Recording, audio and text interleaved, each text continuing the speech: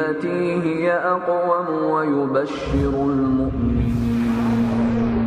ويبشر المؤمنين الذين يعملون الصالحات أن لهم أجرا كبيرا۔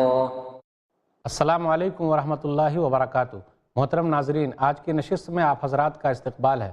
الحمدللہ کفا وسلام علی عبادہ الذین اصطفیٰ، اما بعد۔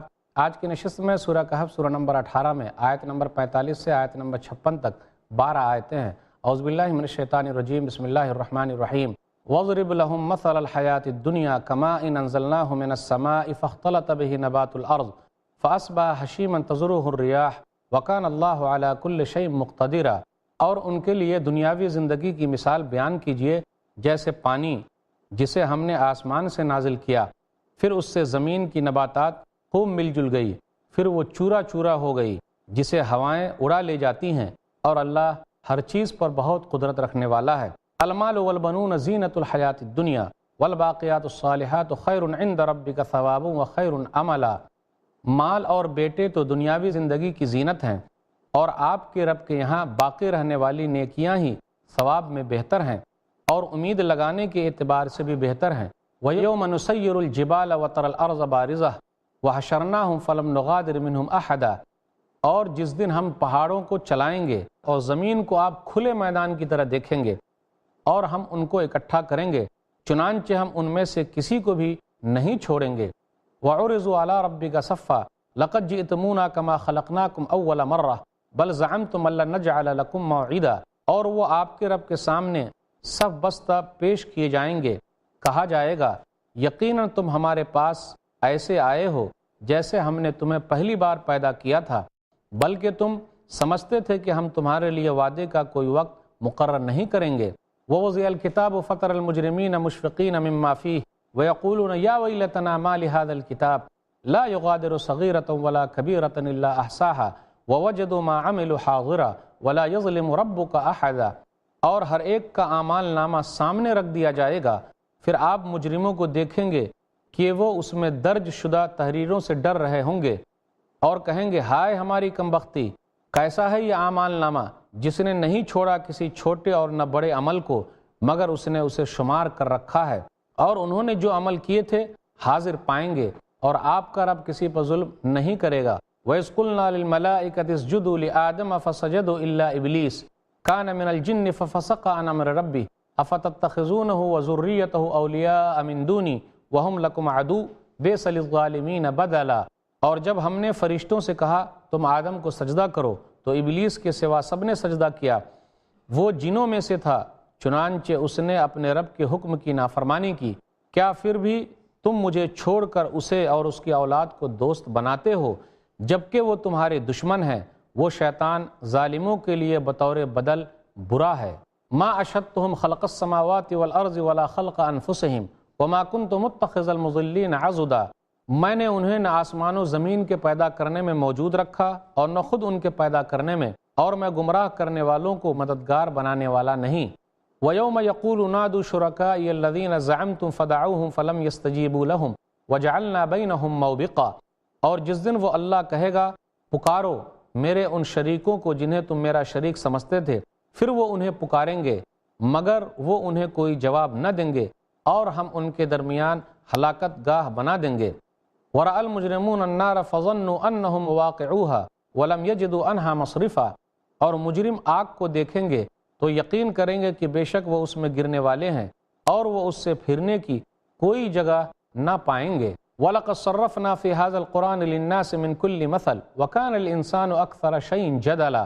اور ہم نے اس قرآن میں لوگوں کے لیے پھیر پھیر کر ہر قسم کی مثال بیان کی ہے، اور انسان تمام چیزوں سے زیادہ جھگڑالو ہے۔ وَمَا مَنَعَ النَّاسَ أَن يُؤْمِنُوا إِذْ جَاءَهُمُ الْهُدَىٰ وَيَسْتَغْفِرُوا رَبَّهُمْ إِلَّا أَن تَأْتِيَهُمْ سُنَّةُ الْأَوَّلِينَ أَوْ يَأْتِيَهُمُ الْعَذَابُ قُبُلًا۔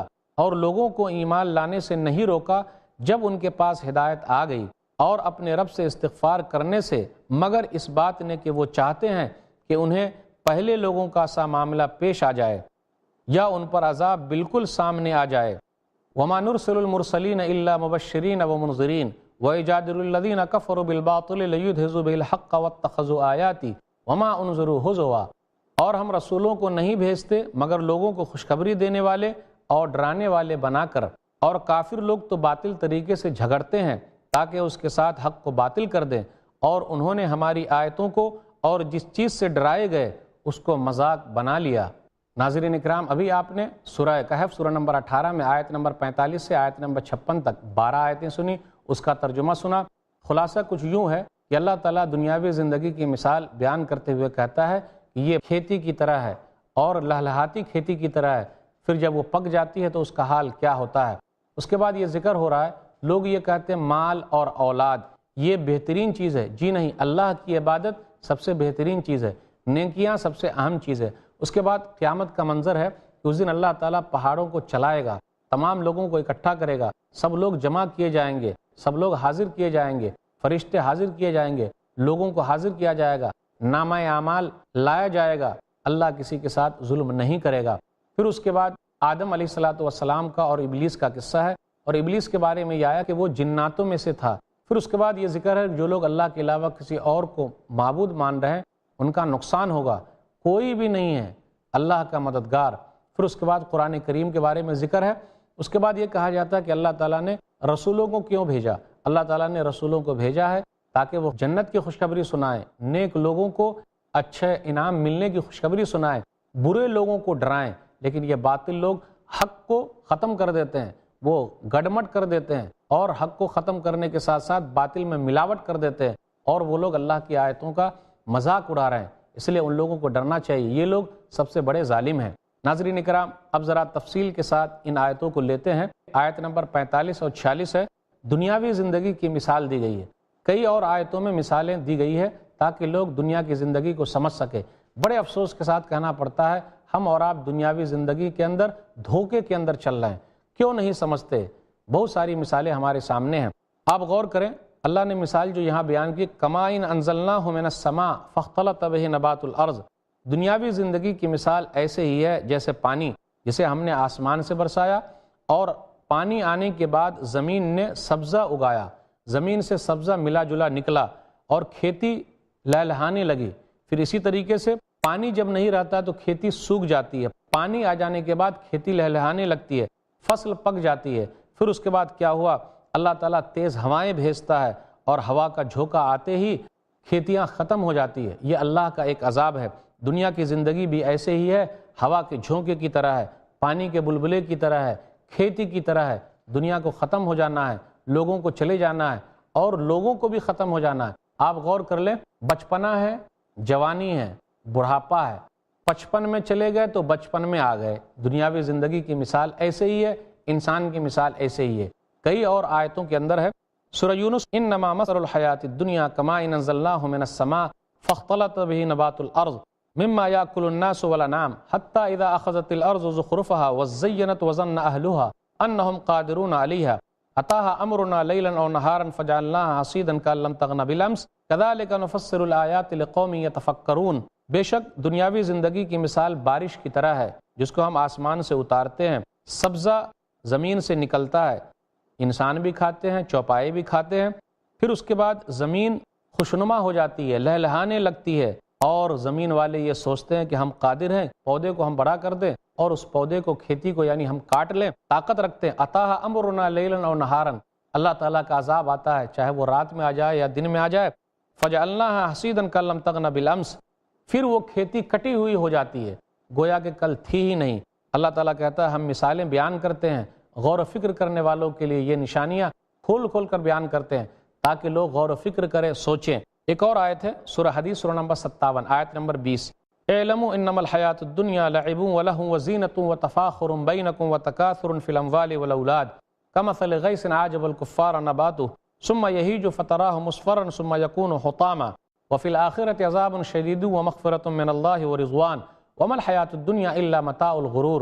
تم لوگ جان لو دنیاوی زندگی کی مثال کھیل تماشا ہے، زیب و زینت ہے، آپس میں فخر کرنا ہے، مال میں فخر کرنا ہے، اولاد میں فخر کرنا ہے، بارش کی طرح ہے۔ کسان کو وہ چیز اچھی لگتی ہے، پھر کس طریقے سے اس سے پودے اگتے ہیں، کھیتیاں اگتی ہے، اور جب وہ اپنے شباب کو پہنچ جاتی ہے پھر وہ زرد ہونے لگتی ہے، چورا چورا ہو جاتی ہے۔ آخرت کے اندر سخت عذاب ہے، اللہ کی طرف سے بخشش ہے، مہربانی ہے، اللہ کی طرف سے رضامندی ہے۔ وَمَا الْحَيَاةُ الدُّنْيَا إِلَّا مَتَاعُ الْغُرُورِ، اور دنیاوی زندگی دھوکے کا سامان ہے، لوگ دھوکہ کھا رہے ہیں۔ آپ غور کریں، پانی کا ایک بلبلہ ہے، سائے کی طرح ہے، برف کی طرح دنیا پگھلتی چلی جا رہی ہے۔ لوگوں کو غور کرنا چاہیے دنیاوی زندگی سے کس طریقے سے انہیں بچنا ہے۔ دنیا میں رہنا ہے لیکن دنیا میں بچ کے رہنا ہے۔ بالکل مثال اسی طریقے سے ہے، کشتی کے اندر دیکھ رہے ہم اور آپ چل رہے ہیں، کشتی پانی پر چلتی ہے، پانی اگر کشتی کے اندر آ جائے تو کشتی ڈوب جائے گی۔